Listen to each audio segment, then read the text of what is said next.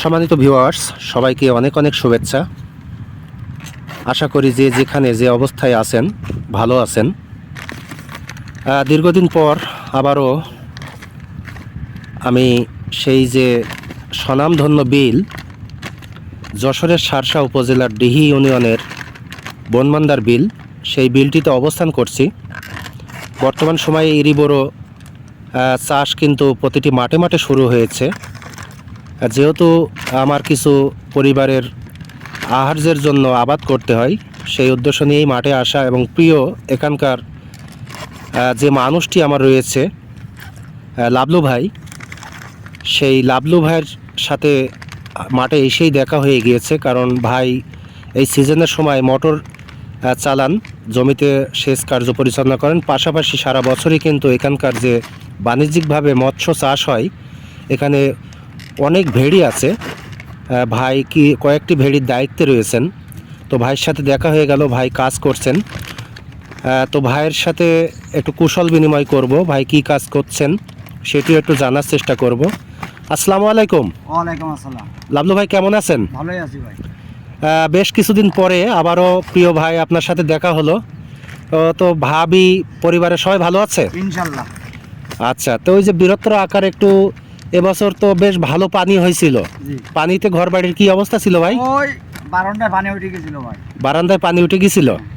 তাহলে তো মোটামুটি ভালোই কষ্ট হয়েছিল। কষ্ট মানে পানির সময় বিশাল কষ্ট হয়েছে। আচ্ছা, নিজেদের তো হয়েছিল, সাথে সাথে যে পশু পাখি আছে গরু, ওগুলো নিয়েও খুব বিপদে ছিলেন। হ্যাঁ, কষ্ট হয়েছিল।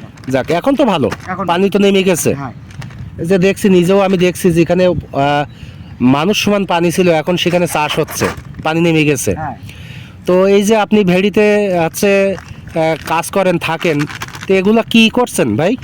যে কটা মাছের খাদ্য তৈরি করে দেয়, মাছ বড় হয়।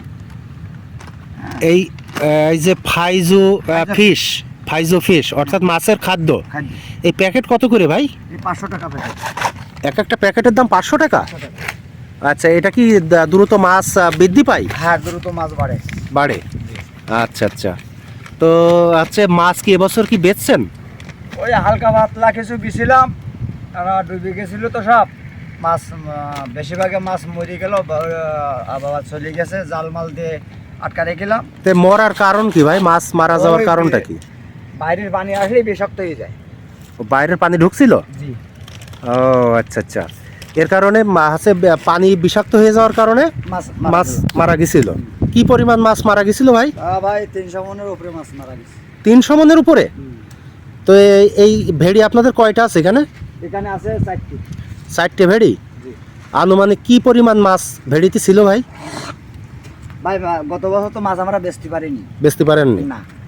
আমাকে 500 মনের উপরে মাছ ছিল। 500 মন? জি। কি পরিমাণ আনুমানিক মারা গেছিল? ওই 300 মনের মতন মাছ মারা গেছে। তারপরে কিছু মাছ বাইরে চলে গেল, ওই জনগণ মেরে খেয়েছে। কারণ শুকনো জায়গায় তো মাছ পানির থেকে শুরু করেছে মাছ মারা। তাহলে তো ভালো একটা ক্ষতির সম্মুখীন। ক্ষতি এবছর তো টাকা উঠবে না। না। দোয়া করি আল্লাহ যেন সেটা পুষিয়ে নেওয়ার সক্ষমতা আপনাদের দেয়। তো পানি তো ছেড়েছেন জমিতে? হ্যাঁ, মাঠে পানি ছাড়ি দিয়েছি। পানি ছাড়া হয়েছে। কতদিনের মধ্যে মোটামুটি লাগানোর একটা উপযোগী হয়ে যাবে? 15 দিনের ভিতরে লাগাই কমপ্লিট। 15 দিনের মধ্যে হয়ে যাবে। কত বিঘা করছেন এবার আপনি নিজে? ভাই এবছর আমার জমি নেই। কারণ আমার জমি আছে মাত্র 1.5 বিঘা। ও, অর্থাৎ ভাগে ভাগে নিয়ে করতেন আপনি? আগে ভাগে নিয়ে করতাম, লিসি করতাম, কিন্তু সেটার এখন এবছর আর হয়নি। অত জমি নাই? না, অল্প জমি আছে। আচ্ছা আচ্ছা। তো আপনার সাথে কথা বলতে পেরে নিজেরও খুব ভালো লাগছে, আর আপনার দেখলে আমার মনটা ভরে যায়। আপনি খুব ভালো একজন মানুষ, খুব মায়াবী একজন মানুষ। আপনার এই যে ভিডিও দিই, অনেক ফ্যান ফলোয়ার আছে, তারা আপনার এই ভিডিও দেখে অনেক খুশি হয়। এই স্থানীয় যারা আছে, তারা তো, যারা দূর দূরান্তে আছে, তারা তো খুশি হয়ই, অন্যরাও দেখে আপনার ভিডিও, অনেক প্রশংসা করে। তো আপনার প্রতি শুভকামনা, ভালোবাসা সবসময় আছে ইনশাল্লাহ। এই তো আশা ধরছি আবারও দেখা হবে, অনেকবারই দেখা হবে। তো আপনি ভালো থাকবেন ভাই, দোয়া করি। আসসালামু আলাইকুম।